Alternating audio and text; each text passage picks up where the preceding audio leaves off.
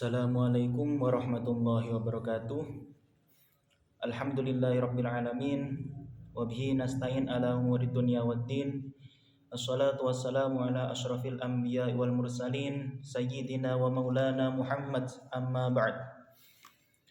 Yang terhormat Bapak dosen pengampu mata kuliah Hikmatut Tasyri' Bapak Aris Mahmudi.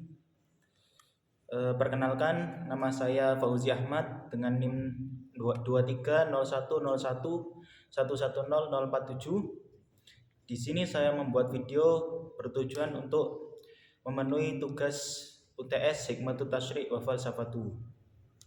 Sebelumnya, mari kita bertawasul kepada baginda Rasulullah SAW sampai kepada pengarang kitab Hikmatut Tasyri' wa Falsafatuhu, yakni Syekh Ali Al-Jurjawi. Al-Fatihah. A'udzubillahi minasyaitonirrajim. Bismillahirrahmanirrahim. Alhamdulillahirabbil alamin. Arrahmanirrahim. Maliki yaumiddin. Iyyaka na'budu wa iyyaka nasta'in. Ihdinas siratal mustaqim. Shiratal ladzina an'amta 'alaihim ghairil maghdubi 'alaihim waladdallin. Amin. Langsung saja. Bismillahirrahmanirrahim. Pada subbab yang pertama, di sini saya akan membahas tentang takhsisul qada bihasabiz zamani, atau pengkhususan peradilan berdasarkan waktu. Takhsisul qada bihasabiz zamani huwa ay yufawwida waliyal amri liman wallahul qada fi jami'il azman ma 'ada ayyamal jum'i wal mawasimi fayanhahu 'anil qada wal hukmi fi yaumin min tilkal ayyami. Pengkhususan peradilan berdasarkan waktu, yaitu manakala waliul amr atau pemimpin menyerahkan kepada orang yang dia angkat sebagai hakim untuk memutuskan perkara di semua waktu, kecuali hari Jumat dan hari-hari perayaan atau al-mawasim, sehingga ia dilarang berhukum dan berfatwa pada hari-hari tersebut.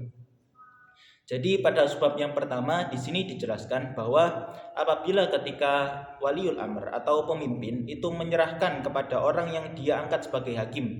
Jadi ketika waliul amr itu mengutus seseorang untuk menjadi hakim dalam memutuskan perkara di semua waktu, para waliul amr di sini itu mengecualikan beberapa hari untuk sang hakim memutuskan suatu perkara, yaitu pada hari Jumat dan hari-hari perayaan atau al-mawasim. Sehingga orang-orang yang diutus menjadi hakim itu tidak diperbolehkan melakukan suatu peradilan di hari-hari tersebut, yakni pada hari Jumat dan hari-hari perayaan atau al-mawasim. Nah, hadat takhassusu kana mawjudan fi kulli zaman, lakinna fi sadri al-awwal kana yu'maru ba'dul qada bil julusi lil qada fi hadhil ayyam hatta la yakhluwa yaumun la yujadu fihi qadin yafsilu fil khusumat bainan nas. Nah, pengkhususan ini itu ada di semua zaman atau di setiap zaman. Namun pada masa permulaan Islam, sebagian hakim diperintahkan untuk duduk mengadili pada hari-hari tersebut, agar tidak ada satu hari pun yang tidak terdapat hakim yang memutus perselisihan antar manusia. Jadi ketika sang waliul amr tadi mengutus seorang untuk menjadi hakim, akan tetapi ada pengecualian di hari-hari tersebut, itu sudah ada dari sejak zaman dahulu atau sudah ada pada setiap zaman. Akan tetapi pada awal Islam atau awal berdirinya Islam, sebagian hakim diperintahkan untuk tetap mengadili pada hari-hari pengecualian tadi, agar ketika pada hari-hari tersebut tidak ada kekosongan yang ada ketika seseorang yang melakukan tidak perbuatan kejahatan. Misalnya ketika ada pencuri yang melakukan tidak kejahatan mencuri pada hari Jumat. Nah, karena tadi sang waliul amr itu mengkhususkan agar para hakim itu tidak melakukan peradilan pada hari Jumat tersebut. Nah, di sini adanya pengecualian bertujuan agar nantinya ketika ada pencurian atau tindak kejahatan pada hari-hari tertentu tadi seperti hari Jumat dan al-mawasim, tetap adanya hakim yang memiliki wewenang untuk mengadili seseorang yang melakukan tindak kejahatan tersebut. Lalu sebab yang kedua yakni takhsisul qada bil makan atau pengkhususan peradilan berdasarkan tempat. Takhsisul qada bil makan wa ayyu khassisa waliyal amri man wallahul qada bi ayyahkuma fi dairati makhsumatin wa amkinatin muayyanah fala yajuzu lahu ay yahkuma fi ghairiha walau kana al-hukmu li ashkhasin aw ala ashkhasin muqimina bi dairatihi. Nah, pengkhususan peradilan berdasarkan tempat, yaitu manakala waliul amr atau sang penguasa tadi mengkhususkan seorang hakim agar ia hanya memutuskan perkara di wilayah atau daerah dan tempat-tempat tertentu, maka tidak boleh baginya untuk memutuskan perkara di luar wilayah tersebut, meskipun perkara itu melibatkan orang-orang yang tinggal di wilayah kekuasaannya.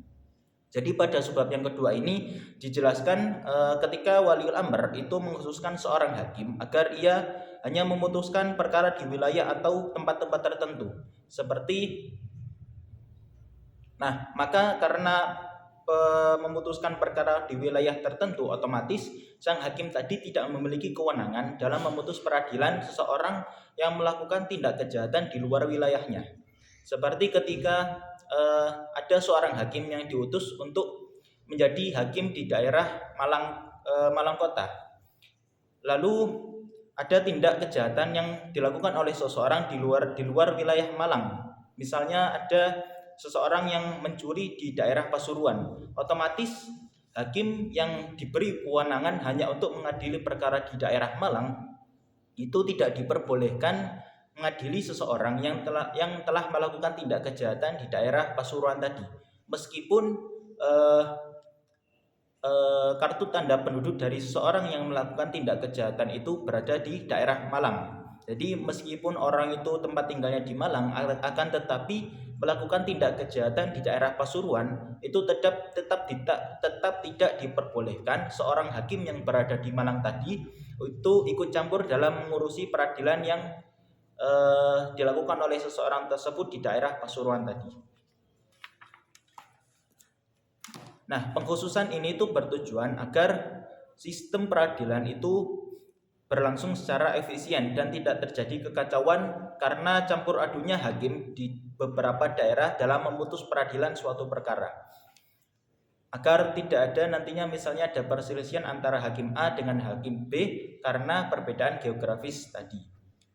Lalu sebab selanjutnya yakni takhsisul qada' bil ashkhas, yakni pengkhususan peradilan berdasarkan subjek atau orang. Takhsisul qada' bil ashkhas wa ay khassisa waliyal amri man wallahul qada' bil hukmi wa faslil khusumat baina ashkhasin muayyanin ka ay khassisahu bil hukmi bainal ashkhasil mutawattinin bidairati mahkamatin muayyanatin faqat. Pengkhususan peradilan berdasarkan orang atau subjek, yaitu manakala ketika waliul amr atau penguasa tadi mengkhususkan seorang hakim agar ia berhukum dan memutus perselisihan hanya di antara orang-orang tertentu yang dia tentukan, seperti mengkhususkannya untuk berhukum hanya di antara orang-orang yang berdomisili atau al-mutawattinin di wilayah pengadilan tertentu saja. Misalnya ketika seorang hakim yang diutus oleh sang waliul amr untuk menjadi hakim di daerah Kalimantan secara spesifik di suku tertentu. Jadi sebab di sini itu lebih menspesifikkan daerah daripada sebab yang kedua tadi, sehingga cakupan dari sang hakim tersebut lebih terfokus pada titik-titik tertentu, sehingga nantinya mengapa sang waliul amr itu mengutus untuk mengkhususkan hakim hanya menjadi hakim di daerah tertentu agar sang hakim tersebut memiliki kefokusan dalam menangani kasus-kasus yang terjadi di daerah-daerah tertentu, agar nantinya putusan yang diberikan oleh hakim tersebut merupakan putusan yang memang putusan yang terbaik untuk diputuskan, karena fokusnya hakim pada daerah-daerah tertentu saja. Inti mengapa pengkhususan ini itu sama seperti sebab yang kedua, yakni untuk mengatasi kekacauan atau al-fauda wal halal dalam putusan hukum yang merajalela sebelumnya. Pada sebab yang selanjutnya yakni takhsisul qada' bil hawadis wa adadu may yaqdi, pengkhususan peradilan berdasarkan jenis kasus dan jumlah hakim. Takhsisul qada' bil hawadis wa adadu may yaqdi huwa ay yukhassisa waliyal amri man wallahul qada' ayyahkuma fi ba'dil hawadis dunal ba'di ka ay yufawwidha lahul hukma fima ada hawadisil jinayati wal junahi wal mukhallafah. Pengkhususan peradilan berdasarkan kasus, peristiwa, dan jumlah hakim, yaitu manakala waliul amr mengkhususkan seorang hakim agar ia memutuskan perkara dalam beberapa kasus tertentu, tidak semua kasus, seperti menyerahkan kepadanya hakim untuk memutuskan perkara selain kasus-kasus kriminal atau al-jinayat, pelanggaran ringan atau al-junah, dan pelanggaran umum atau al-mukhallafat. Jadi pada sebab ini dijelaskan ketika waliul amr itu mengkhususkan seorang hakim agar ia hanya menangani kasus-kasus tertentu atau diberi kewenangan dalam menangani kasus-kasus tertentu seperti al-jinayah, maka ketika seorang hakim tersebut hanya diberikan kewenangan dalam menangani kasus al-jinayat, itu tidak diperbolehkan menangani kasus selain al-jinayat seperti al-munakahat atau faraid dan lain sebagainya. Wa au ay yufawwidha ba'da qudatihi ayyahkuma fi hawadis az-zawaj wat talaq wan nafaqat wal mawaris wal awqaf faqat ala tariqatin makhsumatin wa yufawwidha lil ba'di al akhari minhum ayyahkuma fil hawadisil ukhra. Atau cara lain menyerahkan kepada sebagian hakimnya untuk memutuskan perkara pernikahan, talak, nafkah, warisan, dan wakaf saja dengan cara khusus dan menyerahkan kepada sebagian hakim lain untuk memutuskan kasus-kasus tertentu. Jadi mengapa hakim itu hanya pada sebab ini dijelaskan mengapa hakim itu hanya diberikan kewenangan dalam menangani kasus-kasus tertentu, tidak semua kasus secara universal. Karena akan nantinya keefektifan dari putusan yang diberikan oleh hakim tersebut memiliki tingkat keefektifan yang lebih tinggi, karena fokus dari hakim tadi itu hanya terfokus pada kasus-kasus tertentu, sehingga pemikiran atau hasil putusan yang telah dipikirkan atau dirundingkan secara matang oleh sang hakim tersebut merupakan putusan yang memang terbaik dari putusan yang diberikan oleh sang hakim tadi. Seperti ketika ada kasus talak, maka sang hakim tersebut hanya menangani kasus lingkup pernikahan tadi, tidak pada kasus tentang jinayat. Lalu sebab selanjutnya yakni bayanu wuqu' at-takhsis, penjelasan terjadinya pengkhususan. Bayanu wuqu' at-takhsis mimma kan lana yu'lamu anna at-takhsis waqi'un bi jami'i aqsamihil an fil qita' asy-syar'iyyi bil aqdar al-misriyati wa anna qada'al qudri al-misriyyi syar'iyyin saru jami'an mamnu'in anil qada' wa sama'id du'awa fi kullil hawadis illa bil quyud wal awda' al-mubayyanah bi qanun numrah fala yajuzu lahum ay yasma'ul qadaya al-muta'allaqah bil waqfi awil iqrar bihi masalan illa bil quyud. Penjelasan terjadinya pengkhususan. Nah, dari yang telah dijelaskan tadi dapat diketahui bahwa pengkhususan telah terjadi di semua bagiannya saat ini dalam peradilan syariat di wilayah Mesir, dan bahwa para hakim syariat di wilayah Mesir semuanya dilarang untuk mengadili dan mendengarkan tuntutan dalam semua kasus kecuali dengan batasan dan ketentuan yang telah dijelaskan. Nah, di sini dijelaskan tentang kesimpulan dari jenis-jenis pengkhususan tadi, seperti pengkhususan dalam hal waktu, pengkhususan dalam hal tempat, pengkhususan dalam hal subjek atau seseorang, dan pengkhususan dalam hal kasus. Ini menunjukkan perubahan drastis dalam yurisdiksi pengadilan syariah Mesir, di mana semua hakim tunduk pada batasan atau taksis spesialis. Jadi pada waktu itu terjadinya pengkhususan itu terjadinya pada daerah Mesir itu agar spesifik dari putusan yang diberikan oleh hakim tersebut merupakan putusan yang baik, sehingga tidak ada kerancuan atau kebingungan dalam hakim memutuskan suatu perkara yang secara umum karena banyaknya kasus-kasus yang terjadi pada waktu itu.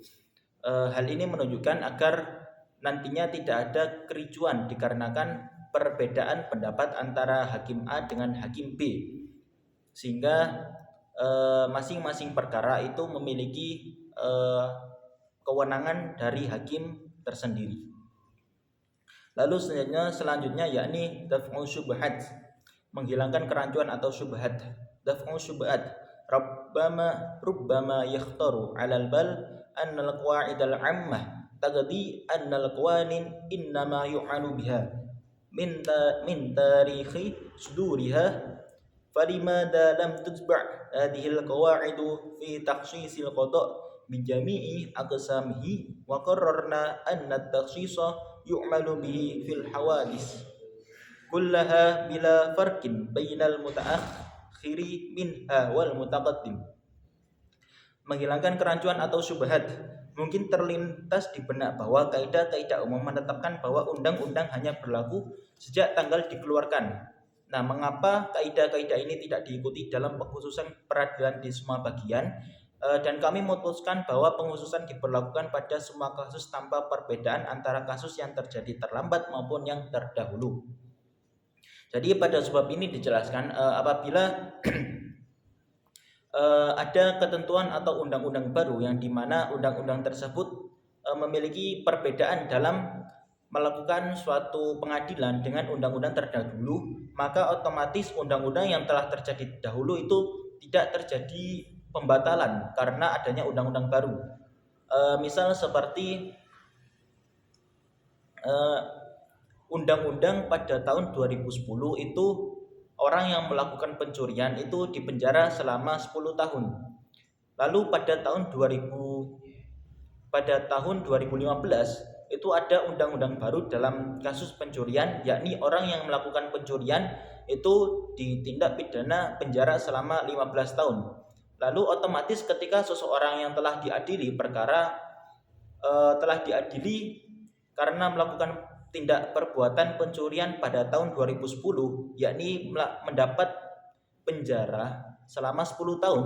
Lalu pada tahun 2015 karena ada undang-undang baru, orang yang melakukan tindak pencurian pada tahun 2010 itu tidak mendapatkan sanksi tambahan penjara selama 5 tahun menjadi 15, akan tetapi tetap menyelesaikan penjaranya selama 10 tahun karena pada tahun 2015 maka otomatis hanya mendapatkan tambahan penjara 5 tahun, yakni sampai 2020 tadi.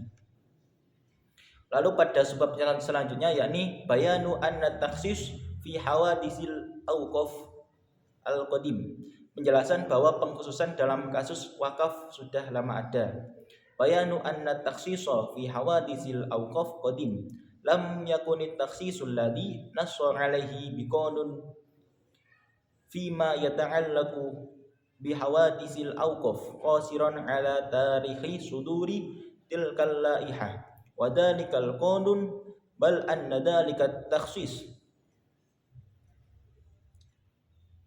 mawjudun bil laihah al mutawajjah bil amri al ali walakin nadharan lima kana alaihi rijalul qada. Penjelasan bahwa pengkhususan dalam kasus wakaf sudah lama ada. Nah, pengkhususan yang ditetapkan dalam undang-undang terkait kasus wakaf tidaklah terbatas hanya pada tanggal dikeluarkannya peraturan dan undang-undang tersebut. Bahkan pengkhususan tersebut sudah ada dalam peraturan yang disahkan dalam keputusan agung dan termaktub dalam pasal-pasalnya. Nah, sebab ini itu menyingkap sejarah reformasi peradilan wakaf di Mesir. Meskipun pengkhususan yurisdiksi wakaf telah diatur sejak tahun 1880, para hakim syariah kala itu khususnya yang menganut mazhab Hanafi menolak mengadili berdasarkan bukti tertulis. Jadi pengkhususan ini menyingkap kasus reformasi pada tahun 1880 yang dimana para hakim yang di wilayah Mesir pada waktu itu hanya bersandarkan bukti-bukti secara lisan atau dari saksi-saksi dan menolak bukti-bukti secara tertulis. Nah, adanya sebab ini itu untuk menghindari adanya saksi-saksi. Jadi pada waktu itu dikarenakan para hakim itu hanya terbatas pada saksi-saksi, tidak bersandar pada bukti-bukti tertentu, itu menjadikan adanya tindak kecurangan dari para saksi tersebut dengan melakukan kesaksian secara palsu, sehingga ini menjadikan wakaf-wakaf yang seharusnya wakaf tersebut milik dari bersama, itu membuat dari wakaf tersebut hanya membuat para oknum-oknum tersebut menjadikan wakaf tersebut hak miliknya karena hanya bersandarkan pada bukti lisan atau dari kesaksian tadi. Jadi adanya sebab ini untuk mengingatkan para hakim agar hakim tersebut tidak hanya bersandarkan pada saksi-saksi lisan, akan tetapi juga harus adanya bukti-bukti yang tertulis.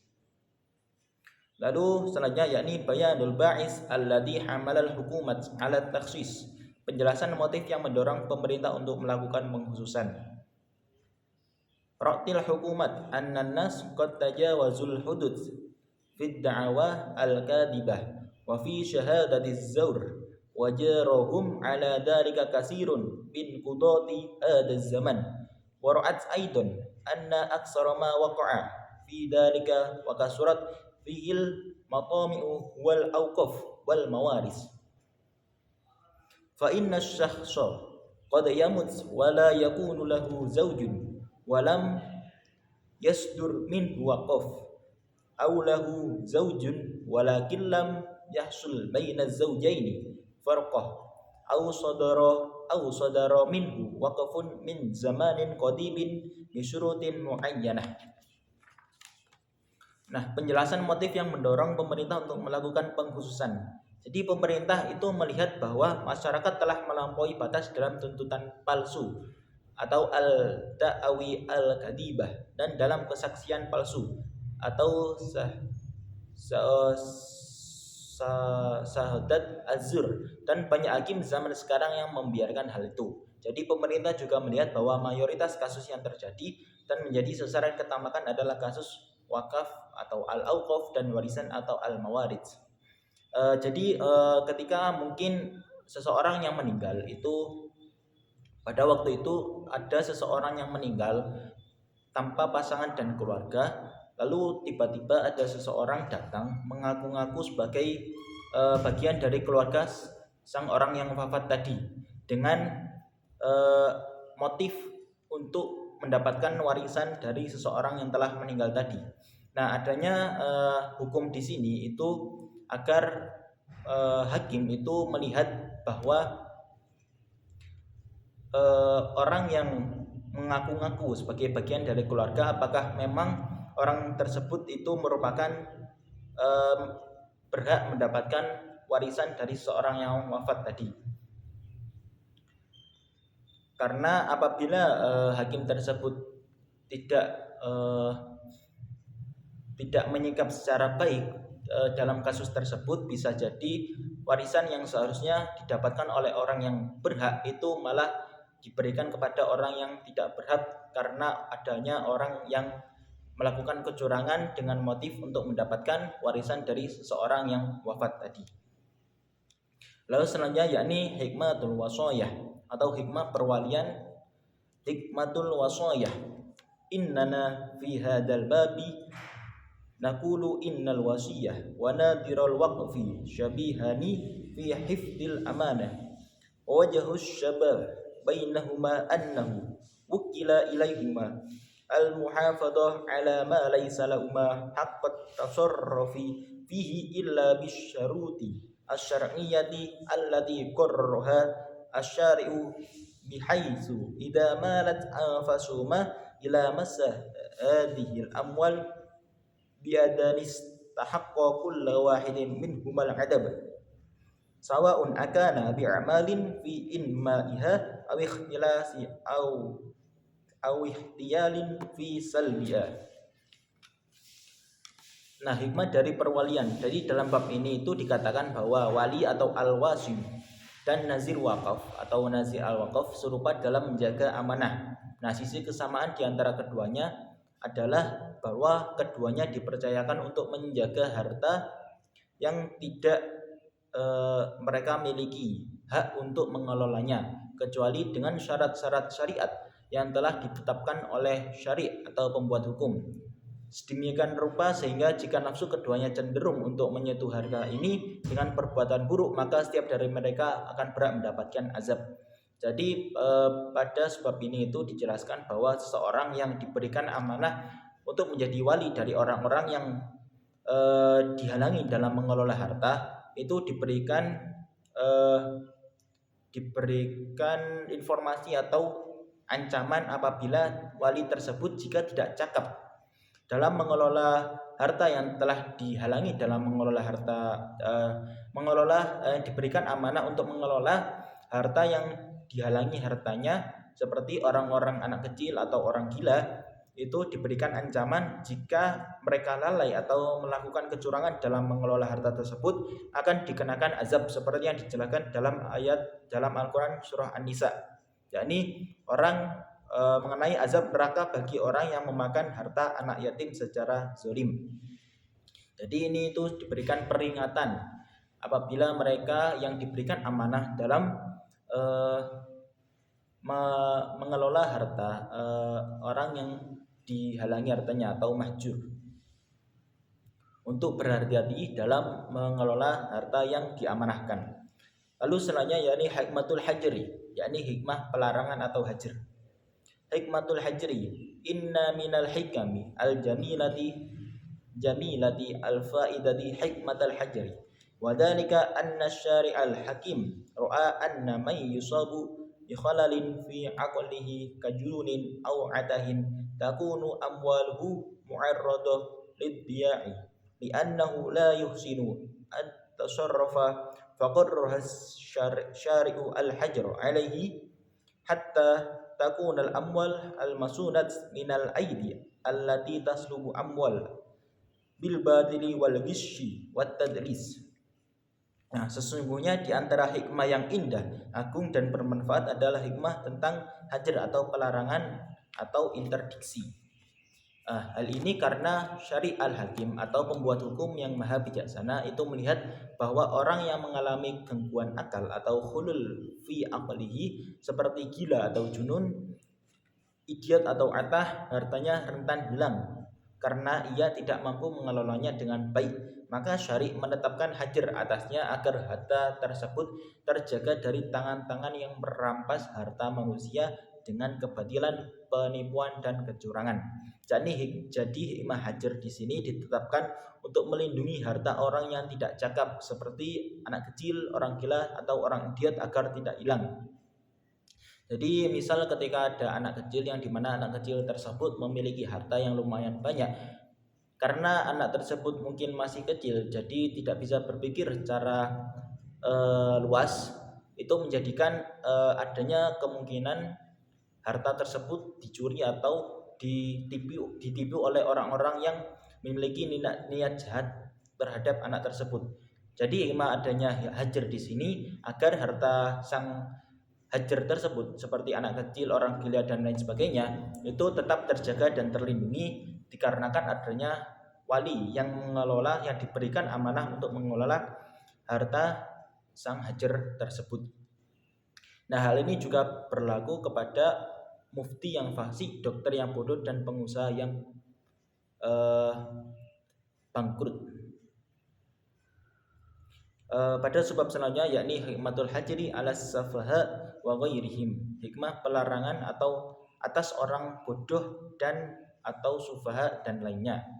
Hikmatul hajri ala sufaha wa ghairihim, syara'allahu syari'atal hajri ala safaha wa ghairihim wa iqamatal quwam alaihim rahmata bihim fanqalabat alaihim nikmata fasbahal ladhi la yaqdiru ay yasriqa khaufan minal iqab qadiran ay yasriqa tahta rayati hadhihi syari'ati allati ista'maluha fi ghairi mawdi'iha wantaqalatil amwal al-kasirah min aidi ashabiha makhafata ay yusraku minha ila aidi akharin yab'asirunaha hasbama yasha'un. Hikmah pelarangan hajar atas orang bodoh, sufaha dan lainnya. Allah mensyariatkan hukum hajar atas orang-orang bodoh atau sufaha dan lainnya, serta pengangkatan pengampu atau al-quwam atas mereka sebagai rahmat bagi mereka. Namun hal itu justru berbalik menjadi bencana atau nikmah atas mereka. Maka orang yang tidak mampu mencuri karena takut akan hukuman menjadi mampu mencuri di bawah bendera syariat ini yang mereka gunakan tidak pada tempatnya. Jadi pada sebab ini tuh Syekh Al-Jirjawi itu mengkritik penyalahgunaan hukum hajar atau perwalian di Mesir. Jadi meskipun hukum itu awalnya ditujukan untuk melindungi harta, ia berbalik menjadi alat bagi wali yang serakah untuk merampas harta yang diurusnya atau al-wasayah. Jadi ini dikhususkan pada waktu itu adanya wali-wali yang diberikan amanah dalam mengelola harta sang hajar itu tidak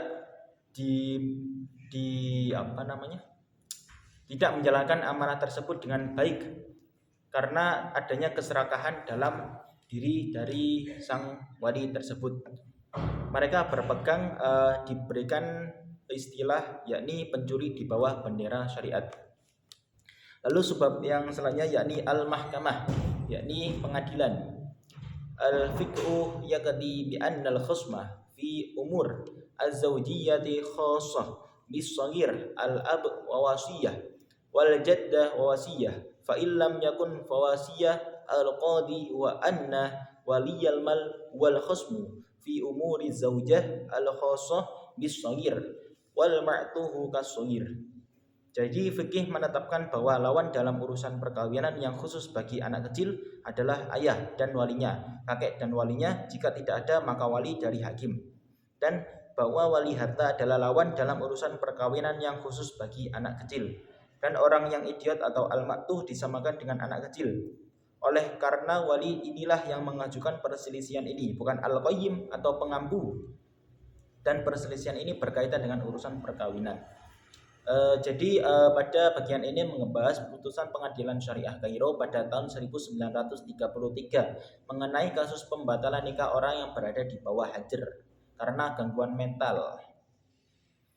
Jadi di sini dijelaskan bahwa seseorang yang diberikan hajar pada dirinya akan melakukan suatu pernikahan itu harus mendapatkan persetujuan atau persetujuan dari sang wali dari hajar tersebut. Misal ada seseorang yang dikenakan hajar, lalu ketika orang tersebut akan menikah, maka orang tersebut tadi harus mendapatkan persetujuan dari sang wali atau wasoya untuk dapat melakukan pernikahan tadi. Lalu selanjutnya yakni hikmatul hudud. Hikmah hukuman batas atau hudud.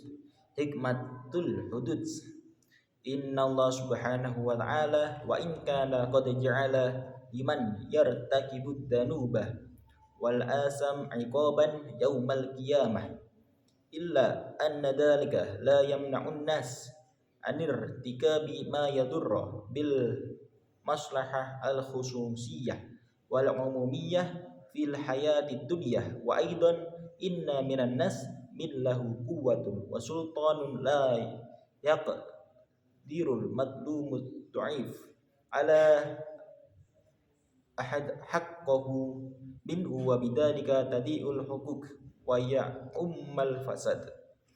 Sesungguhnya Allah Subhanahu wa taala meskipun Dia telah menjadikan bagi orang yang melakukan dosa dan kesalahan balasan di hari kiamat, akan tetapi hal itu tidak menghalangi manusia untuk melakukan apa yang merugikan kepentingan khusus dan umum dalam kehidupan dunia. Dan juga sesungguhnya di antara manusia ada yang memiliki kekuatan dan kekuasaan, sehingga orang yang terzolimi dan lemah tidak mampu mengambil hak darinya, dan dengan demikian hak akan hilang dan kerusakan akan meluas. Jadi pada bab ini itu dijelaskan hudud atau hukuman batas adalah hukuman yang ditetapkan Allah, seperti cambuk bagi peminum khamr atau rajam bagi pezina muhsan. Jadi di sini dijelaskan apabila seseorang tersebut melakukan tindak kejahatan atau melakukan perbuatan yang bertentangan dengan syariat, itu tidak hanya dihukum kelak pada nanti di akhirat. Akan tetapi tetap ada hukuman-hukuman yang diberikan kepada Allah, yang diberikan dari Allah kepada manusia waktu seseorang tersebut masih hidup tinggal di dunia. Seperti orang yang melakukan zina atau meminum khamr, itu nantinya pasti meskipun nantinya akan dimasukkan ke dalam neraka atau dihukum di akhirat kelak, itu tetap akan dihukum di dunia seperti cambuk dan lain sebagainya, atau kisos atau diat. Kisos itu bertujuan agar seseorang tersebut mendapatkan efek jerah dan dapat berpikir apabila orang tersebut akan melakukan tindak kejahatan, karena nantinya hukuman yang akan didapatkan itu cukup merugikan pada dirinya sendiri dan lingkungan di sekitar. Lalu selanjutnya yakni hikmatu fi ja'li iqamatil had lil imam. Hikmah menetapkan pelaksanaan had bagi imam atau penguasa. Hikmah fi ja'li iqamatil had lil imam. Innal insana idar takabah jinayah mislal qatli was sariqah wan nasbi wal ihtiyal wa ma syakala dhalika wa aradna an naqtassa minhu falau ukima al-had min waliyal al-maqtul masalan aw sahibil aini al-masruqati adda dhalika ila fitnatin kabiratin fil ummati la tuhmadu uqbaha. Hikmah menetapkan pelaksanaan had bagi imam atau penguasa. Sesungguhnya manusia apabila ia melakukan kejahatan seperti pembunuhan, pencurian, penipuan dan sejenisnya, dan kita ingin membalasnya, seandainya hukuman had itu dilaksanakan oleh wali korban terbunuh misalnya, atau pemilik barang yang dicuri, saya hal itu akan menyebabkan fitnah besar dalam umat yang akibatnya tidak terpuji. Jadi pada sebab ini itu dijelaskan bahwa seseorang yang ingin melakukan pembalasan, seperti ada orang yang meninggal karena ada seorang A ini dibunuh oleh seorang B, lalu orang tua atau wali dari A ini tidak terima, lalu ingin balas dendam kepada B. Nah, hal ini mendapatkan dua kerugian. Yang pertama, apabila orang B ini memiliki kekuatan yang lebih besar dari wali orang A, ini dapat membahayakan fitrah atau jiwa wali A tersebut. Karena apa? Karena bisa jadi wali dari A ini mendapatkan ancaman atau bisa jadi menjadi target pembunuhan yang kedua.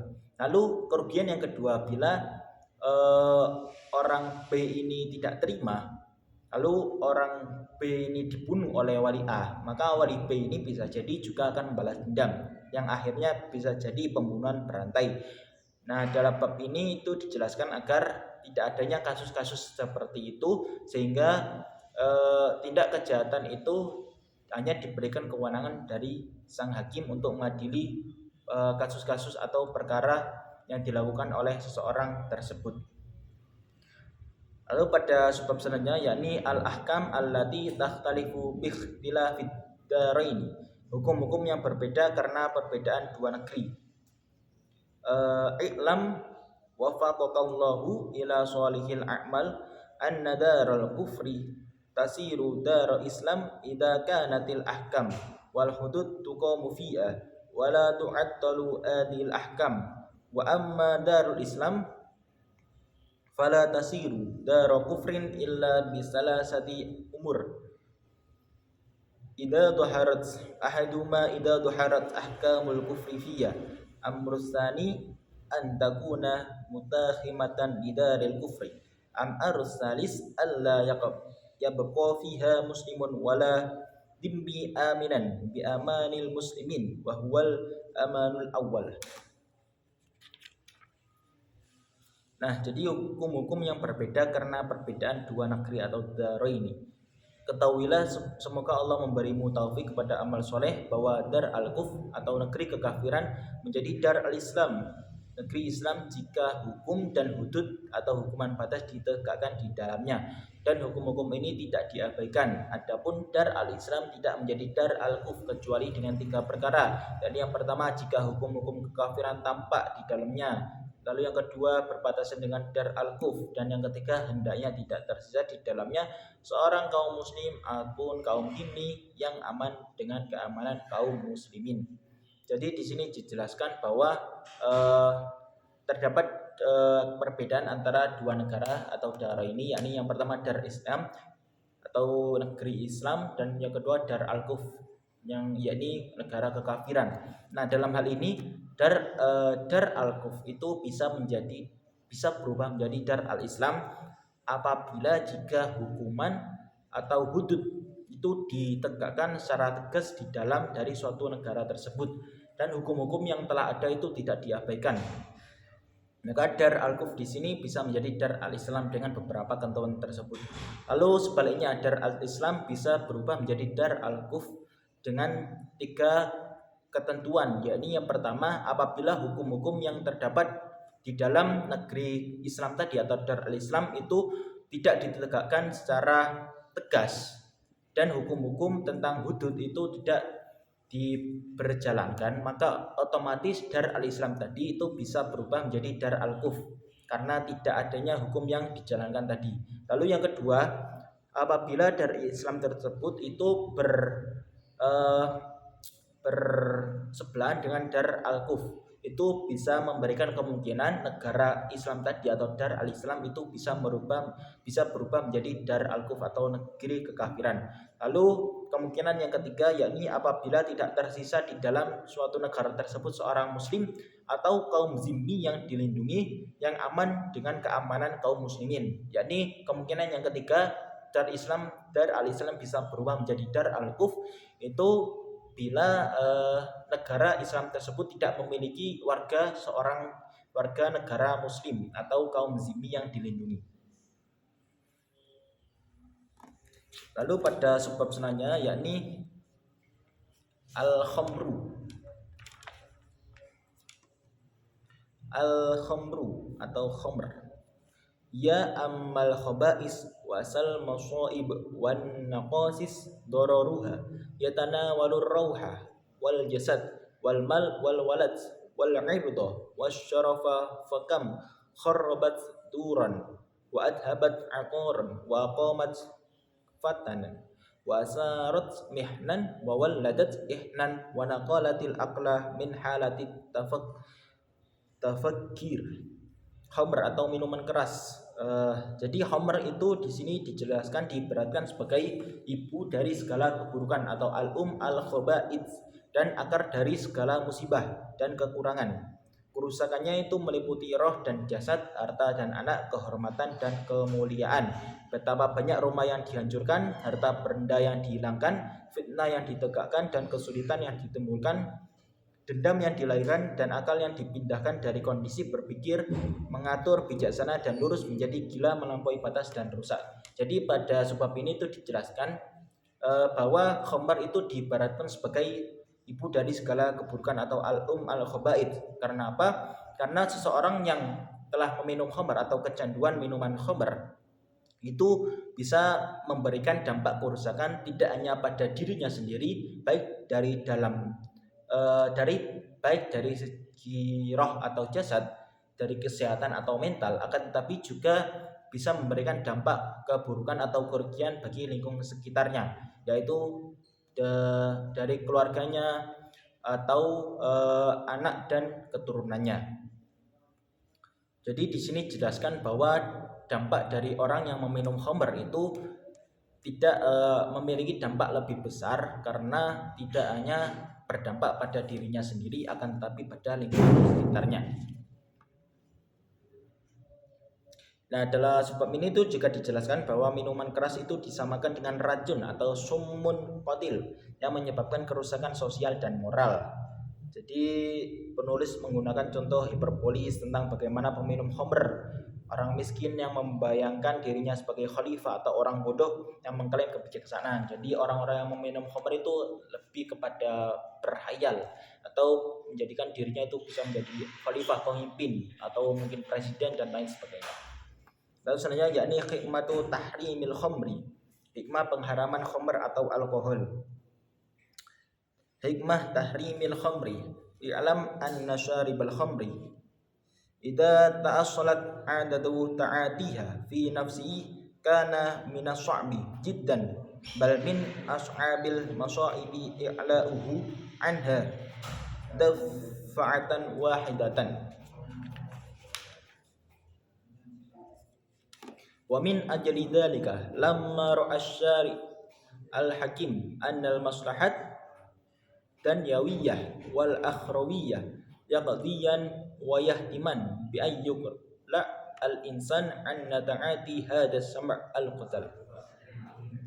Jadi ketahuilah sesungguhnya peminum khamr jika kebiasaan mengkonsumsinya telah mengakar dalam dirinya itu sangatlah sulit, bahkan termasuk kesulitan yang paling sulit untuk meninggalkan sekaligus. Oleh karena itu ketika Syari' al-Hakim melihat bahwa kemaslahatan dunia dan akhirat itu mengharuskan dan menetapkan bahwa manusia itu harus berhenti mengkonsumsi racun yang mematikan ini, dia menerapkan kaidah bertahap dalam pelarangannya, dimulai dengan firman Allah Ta'ala kepada nabinya, mereka bertanya kepadamu tentang khamr dan judi, katakanlah pada keduanya terdapat dosa besar dan beberapa manfaat, akan tetapi dosanya lebih besar daripada manfaatnya. Lalu yang kedua, wahai orang-orang yang beriman, sesungguhnya meminum khamr itu berjudi, terus berkorban untuk berhala, mengundi nasib dengan panah adalah perbuatan keji, termasuk perbuatan syaitan. Maka jauhilah perbuatan-perbuatan itu agar kamu mendapatkan keberuntungan. Lalu yang ketiga yakni sesungguhnya syaitan itu bermaksud hendak menimbulkan permusuhan dan kebencian di antara kamu lantaran meminum khamr dan berjudi dan menghalangi kamu dari mengingat Allah dan dari sembahyang. Jadi pada sebab ini tuh dijelaskan tentang pengharaman khamr merupakan contoh pensyariatan secara bertahap atau tatawur, karena kecanduan adalah hal yang sangat sulit dihilangkan. Nah, jadi pada sebab ini tuh dijelaskan bahwa hukum khamr itu merupakan salah satu hukum yang diharamkan secara bertahap atau at-tatawur, karena seperti yang kita lihat sendiri bahwa orang yang telah kecanduan meminum khamr itu memiliki tingkat kesulitan yang cukup sulit dalam menghentikan proses kecanduan tersebut, proses dari berhenti minum khamr. Oleh karena itu di sini Islam memberikan proses bertahap pada waktu zaman Nabi tersebut dalam mengharamkan khamr. Yakni proses yang pertama yakni menyatakan bahwa dosa dari meminum khamr itu lebih besar dari manfaat. Jadi pada waktu itu dijelaskan bahwa orang yang meminum khamr itu mendapatkan keburukan atau kerugian yang lebih besar dari kemanfaatan yang didapat dari orang tersebut, dan dijelaskan bahwa dosanya itu lebih besar daripada manfaatnya. Lalu yang tahap yang kedua yakni adanya pelarangan mendekati sholat dalam keadaan mabuk. Jadi orang-orang yang meminum khamr itu tidak diperbolehkan untuk melakukan sholat karena dalam keadaan tidak sadar atau akalnya sedang tidak ada gitu. Lalu yang ketiga, tahap yang ketiga yakni pelarangan total, yang mana orang yang meminum khamr itu dilarang secara total untuk melakukan sholat atau melakukan sholat, karena khamr itu tadi sebagai sebagai al-khaba'its atau ibu dari segala keburukan. Jadi orang yang meminum khamr di sini dijelaskan itu dihalangi akalnya untuk mengingat Allah karena orang tersebut sedang dalam keadaan mabuk. Lalu pada subbab yang selanjutnya yakni taksirul kuhul ala syaribil khamri, pengaruh alkohol pada peminum khamr. Taksirul kuhul ala syaribil khamri, alkohol yal maddatul lati yahsulu biwasitatiha as-sakru wallati tusabbibu lil badani kullad dharar walaqad ba'asa fihal atibba'u bahsa daqiqan wa ajra tajariba al-adid allati dallathum ala anna al-kuhul laha ta'sirun sayyi'un fil binyati wa fid dawrati damawiyah. Jadi pengaruh alkohol pada peminum khamr, alkohol atau alkohol adalah zat yang menyebabkan mabuk dan menyebabkan segala macam bahaya pada tubuh. Para dokter telah meneliti dengan penelitian yang cermat dan melakukan berbagai percobaan yang menunjukkan kepada mereka bahwa alkohol itu memiliki pengaruh buruk pada struktur tubuh. atau al-binyah, dan pada sistem peredaran darah atau al-daurah al-damawiyah. Nah, kedua pengaruh ini yang menjadi sebab penyakit dan penyebab kebinasaan. Nah, di sini dijelaskan bahwa penulis itu mengintegrasikan antara ilmu-ilmu Islam dalam kontemporer itu diintegrasikan dalam ilmu ilmiah atau medis, yang dimana alkohol itu seseorang yang meminum khamr yang ada alkoholnya itu bisa merusak sistem pencernaan dan peredaran darah. Nah, dampak buruknya itu dijelaskan secara rinci, yakni alkohol menyebabkan kontraksi diikuti pelebaran pembuluh darah dan memperlambat pencernaan makanan yang berprotein atau albaitun, menunjukkan kerugian. Jadi pada dosis kecil, orang yang meminum khamr meminum alkohol dalam dosis kecil itu menyebabkan peningkatan detak jantung sementara, akan tetapi dalam dosis yang besar itu bisa menyebabkan kerusakan pada organ-organ tubuh dan bisa berakibat pada kematian. Lalu selanjutnya yakni at-taksirul kuhul ala dawratid damawiyah, pengaruh alkohol pada sistem peredaran darah. Taksirul kuhul ala dawratid damawiyah, laqad dallati tajarih ala anna ta'atiyah minal kuhul yahsulu minhu bada'in tazayudun fi turabatil qalbi summa yatanaqasu bi bud'in ma'a tatanaqusin fi inkibadatihi al-adoliyah wa bisababi dzalika yahsulu tanaqusun fit tawattari damawiyah asyiryani. Nah, pengaruh alkohol pada sistem peredaran darah. Nah, percobaan telah menunjukkan bahwa konsumsi alkohol sebanyak 20 hingga 30 gram pada awalnya menyebabkan peningkatan detak jantung, kemudian berkurang secara perlahan disertai penurunan kontraksi otot, dan karena itu terjadi penurunan tekanan darah arteri.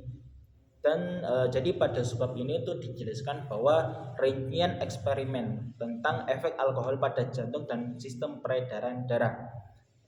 Jadi efek ini itu meliputi pengerasan arteri. Jadi orang yang meminum alkohol dalam dosis tertentu itu akan adanya pengerasan dalam titik arteri, terus kebutaan dan atrofi otak. Nah, dari penyakit atau kerusakan bagian tubuh itu ranah dari mengarah dari penyakit-penyakit tersebut itu berujung pada kegilaan atau al-junun dan bisa menyebabkan pada kematian. Lalu pada sebab selanjutnya yakni syarikat ta'min wa syarabul khamri. Syarikatut ta'min wa syarabul khamri atau perusahaan asuransi dan minuman keras. Lamma ajra atibba' fi man yata'atawna al-khamra wa dhahara lahum jadiyan anna may yata'atawnaha kanu aksaran nas mautan min ghairihim. Khasyat syarikat ta'min ala amwaliha min ta'min hayatihim idhum daiman muhaddatu nabil maut wa li ajli taqa'i hadzal khatar may yazadhum an ghairihim fil muamalah.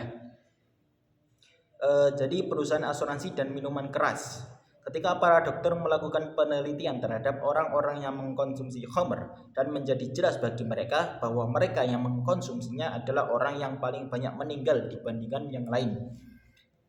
Jadi perusahaan asuransi khawatir atas dana mereka jika harus menanggung asuransi jiwa mereka karena mereka selalu terancam kematian, dan untuk menghindari resiko ini mereka membedakan perlakuan mereka dari yang lain dalam transaksi. Jadi pada sebab ini tuh penulis menggunakan data dari perusahaan asuransi barat seperti Royal Society of London sebagai bukti empiris yang kuat.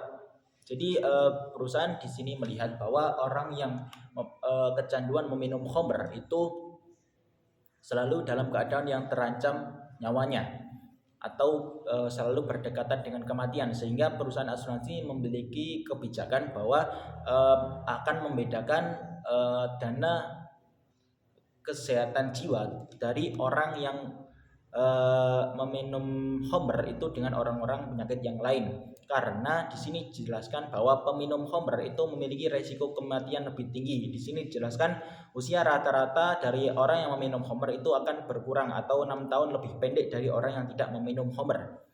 Nah, hal ini menunjukkan bahwa hikmah pelarangan khamr secara syar'i terkonfirmasi oleh ilmu statistik dan ekonomi. Jadi khamr itu tidak hanya berhubungan dengan agama, akan tetapi di sini dijelaskan kerugiannya tidak hanya dari sisi agama, akan tetapi dari sisi medis dan juga sisi statistik dan ekonomi.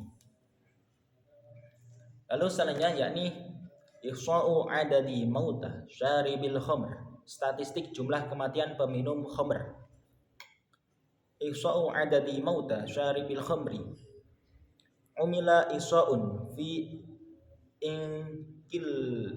inkil la taro fatanaja anna mutawassita al mutawaffin fi sanatin wahidatin minar rajalil ladhi yatarawahu sinnahum wa asya adadal ladhi namatu min khadamatil hanat wal fawadiki fawujida minal wujudi wal a'yan wa wulatil umur.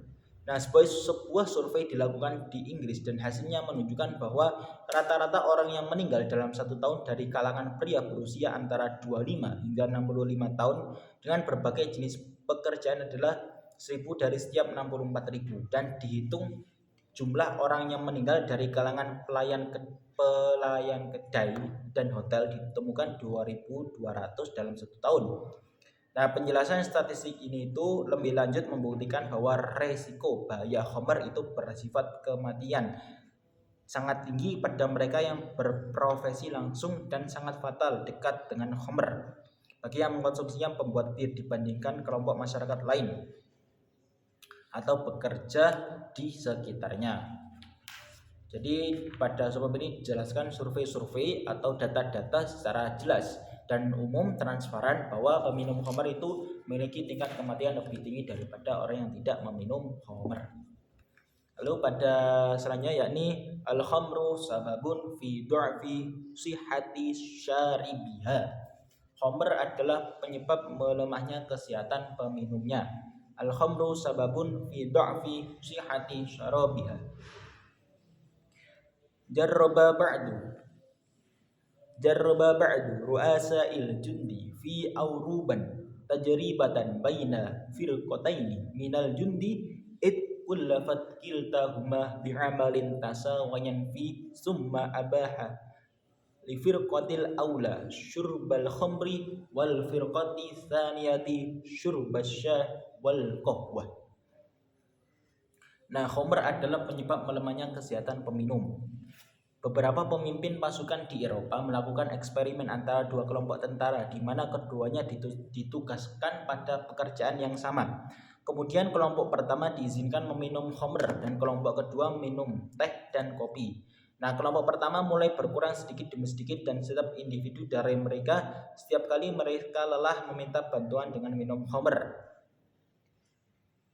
Jadi ini dijelaskan pada sebab ini itu adanya eksperimen militer di Eropa pada waktu itu yang membuktikan bahwa alkohol meskipun memberi dorongan energi sementara akan tetapi secara fisiologis bersifat merusak dan mengurangi efisiensi kerja.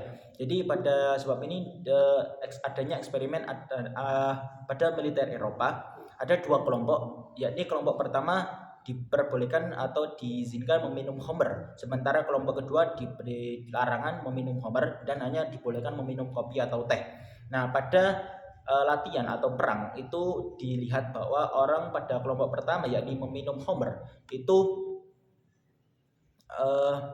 adanya tingkat keefektifan cukup rendah daripada kelompok kedua, yang mana kelompok pertama ini yang mungkin awalnya itu semangat, akan tetapi tingkat kesemangatan tersebut hanya bersifat sementara atau sementara, dan akhirnya orang-orang yang meminum khamr ini akhirnya menjadi lemas dan organ tubuhnya menjadi rusak sendiri.